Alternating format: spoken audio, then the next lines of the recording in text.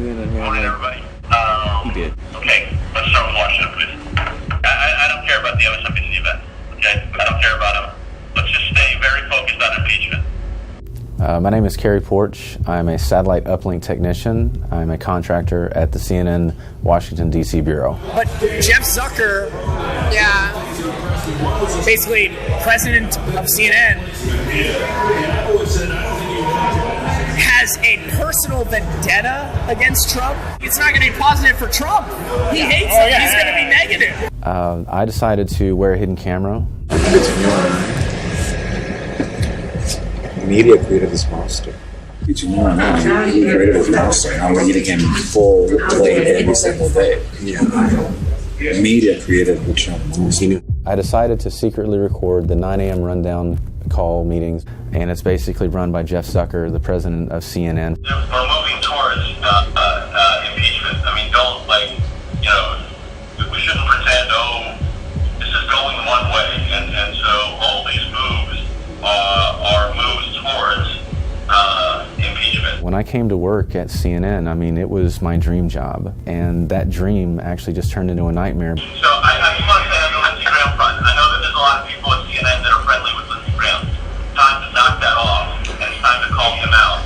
And I think what's going on in America now is really fundamentally the result of years of fake news, conspiracy, nonsense from Fox News. He was calling Fox News fake news and a propaganda machine, and with what I saw, I'm like, that's pretty much what CNN was. Like, it's just pumping out propaganda. The fake conspiracy nonsense that Fox has spread for years is now deeply embedded in American society, and frankly, that is beyond destructive to America, and I do not think we should be scared to say so. I just wanted to own where they're at. Like, hey, if we lean left, cool, let's just say we lean left. If we lean right, let it be known. But again, it just dovetails back in that thing. I just want people to have the information to make up their own minds. He's known Trump for a long time. Like, they worked together back during The Apprentice. And hates his guts. Impeachment is the story. I know we're going to feel a tendency to think we're doing too much, but it's the story. They sold themselves to the devil. It's sad. Let's start the anti-Trump crusade. Man, what was it like the morning after this past election here? But that day, just at 6 a.m. in the morning when I came in, the mood was just so sourpuss the whole day. It was a f***ing dreary day. I bet at Fox it was euphoria.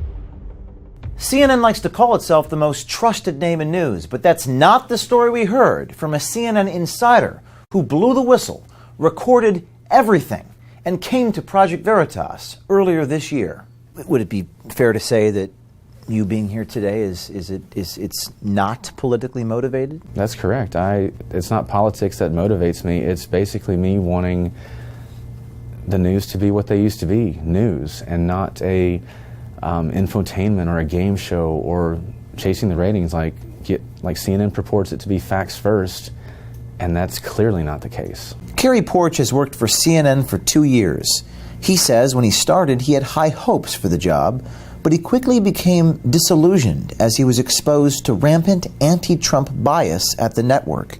I noticed after, again, this is fairly rapidly after I started, within the first 3 to 6 months, that there was a strong groupthink that permeated through the halls, and that everyone was on board the, I hate Trump train, or I want to, basically go after anyone,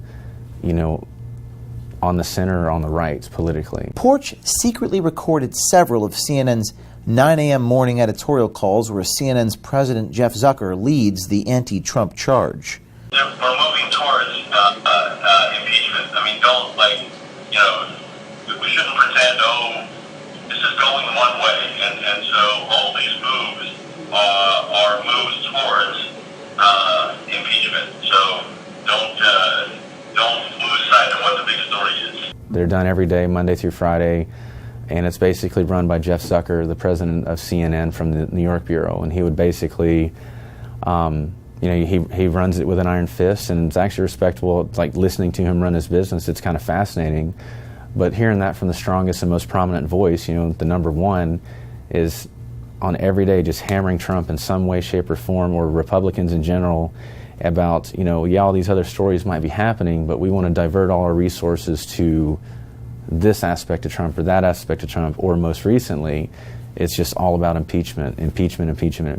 On the calls are the top leadership of the network: Zucker, CNN's president; Virginia Mosley, CNN's senior vice president of news gathering. There's a second whistleblower, and that this now fortifies the complaint. And David Chalian, vice president and CNN political director. I think as big of a story as what President Trump has done here is the Republicans sort of either delusional or defiant or silent responses. I think it's as big a story in what is going on. On the calls to executive producers and news staffers across the country, it is clear that Zucker wants his network to stay focused on impeachment and nothing else. Guns will be the central topic in the 2020 Democratic nomination race today. The Giffords PAC has paired up with MSNBC. They've got a gun town hall in Las Vegas. 10 candidates will be showing up there throughout the day. I don't care about the MSNBC event, okay? I don't care about them. Let's just stay very focused on impeachment and everything that happens today. Because, look, you're going to be coming on at 3 o'clock. Trump is at 2. All the president's men are part of the cover-up. The impeachment stuff, there's new developments every day, more shoes drop, and it's like, there's just nothing we can do. If Zucker wants impeachment every single day to be the top story. That's what he wants. Yeah, he wants impeachment. So above all else, I totally understand that most, if not all, the people that I work with will never want to speak to me again, or possibly have, negative motivations after the fact. Like, I get that, I get where they're coming from. But I always respect the people that I worked with. They were amazing at their job, and many of them felt the same way. They just felt trapped that they couldn't say it. Nick Neville is a media coordinator in CNN's Washington bureau. He says not everyone at the network agrees with Zucker's anti-Trump agenda. Yeah, because what's difficult is, like, we have some conflicting things at play here. Like, there's a lot of people who are out here trying to, like, just do what they think is, like, the best of journalistic integrity. And then you get on the 9 a.m. call, and big boss Jeff Zucker tells you what to do. And it's like, you have to, like, to a certain extent, you have to follow his verdict. Yeah, you got to go with the downhill, so you got to go with the boss there. Yeah. And he's not, he's big. He's like had an ongoing feud with Trump. It's no surprise. He's had an ongoing feud with Trump since The Apprentice. In 2004, Jeff Zucker was one of the executive producers at NBC Entertainment that greenlighted and produced The Apprentice, a show that turned Donald Trump from real estate tycoon to a mega star. Many say the shows and Trump's success helped Zucker rise to the top at NBC. And then, according to Neville and others, Zucker, as the president of CNN, helped Trump become the mega candidate. He's known Trump for a long time. Like, they worked together back during The Apprentice. And hates his guts. I hate how everything is like all Trump all the time now. Everyone at the network complains about it. They hate covering Trump every day.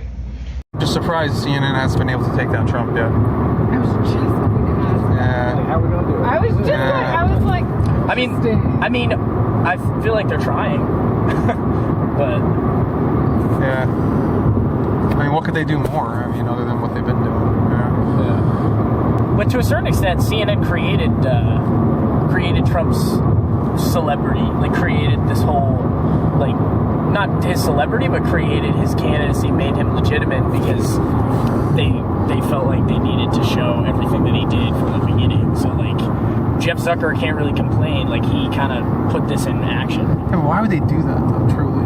I don't get it. Ratings. And that's sometimes what I struggle with. Like, a lot of the decisions, I guess all media companies make, but it's like, they're out to make a profit. So when people criticize, the media, to a certain extent, some of the criticism is accurate because it can't totally be, like, completely for the objectives that you're seeking. Like, I totally want to do just, like, the truth, like the dogged reporting. But then you have higher up executives like Zucker and other people who are saying, well, we got to make profits, so you end up with things like, I don't know if you heard this, but this week they had like a f***ing game show to like decide what dates there was going to be this debate. So it's like they pulled names out of a hat. It's like we're watching the Game Show Network. So it turns into like certain things that you do are trying to just attract viewers, and it becomes kind of a comedy show. So it's like, you know, you have people who are genuinely have all the right motives, but then you also have people who are like, well, we got to make money and we got to attract viewers. So if we just talk about Trump all day, people will watch. Yeah, I think we're just trying every single way to show that we're on the light side. Yeah, because we want to be. We're the light side. Light and dark side. We're against the dark side. I think whatever tools I have at our disposal, I think that's what CNN is doing. Yeah. Media created this monster. Yeah, back in 2015, right? We're eating him every single day. Between you and I, he created this monster, and we're eating him full plate every single day. Yeah. Media created the Trump monster. He knew how to play it. He knew how to play it. He's a sneaky business person. Not good, not savvy, just sneaky bullying. Mike Brevna, a CNN floor manager, worked the overnight shift of the 2016 election at the D.C. Bureau. Man, what was it like the morning after this past election here in the Bureau? I came in that night. The night of the day after you came in that night? Yeah, the election, I came in like 10, 11 o'clock that night. Okay. And, you know, right around the time they called me. Oh, so you came in actually election day. The night of that, as it was going into. Because I worked the overnight. Oh, I see what you're saying. Man, how was that? But when I walked through the elevators and came through the doors, first thing I always do, I was on that side. I look to the left and look to the right. I look back to the left. There was someone sitting on the floor. And then I seen like movement of people, somebody coming out of A, somebody. And as I started walking towards this person, as I got closer, I could hear her sobbing. And I never really wanted to look at who it was. And to this day, I don't even really know who it was. Because they were there like this, and they were sobbing. And so then I went into accusations. It was like I was after. I'm sorry? It was like you was at a funeral. Oh, at a funeral? Yeah. People were like in shock. I don't say they were in mourning. Let's say people were in shock. Do you think the people at CNN thought that Trump was going to win the election? Nobody thought Trump was going to win, myself included. But that day, like, man, just at 6 a.m. in the morning when I came in, everyone just silent. Nobody wanted to talk. I just came in. I was like, oh, hi. And like the mood was just so sourpuss the whole day. I imagine. Yeah. I imagine that was a dreary day inside of CNN. It was a dreary day. I bet at Fox it was like euphoria. Oh yeah, popping champagne. Yeah. The racism, we're coming back. Yeah. Assuming at that point too, it was like, all right, well, let's put our heads together and see how to fix this somehow, or let's start the anti-Trump crusade. Yeah, let's start the anti-Trump crusade. This is why Kerry Porch became a Project Veritas insider. He saw CNN's anti-Trump crusade was about more than ratings. It was about taking sides. I think what's going on in America now is really fundamentally the result of years of fake news, conspiracy, nonsense from Fox News that has taken root in this country, and I'm dead serious about this. The fake conspiracy nonsense that Fox has spread for years is now deeply embedded in American society and at the highest levels of the Republican elected officials, as we've seen with Ron Johnson, and frankly, that is destructive to America, and I do not think we should be scared to say so. Zucker sounds more like an angry tyrant than a network news president. So I just want to say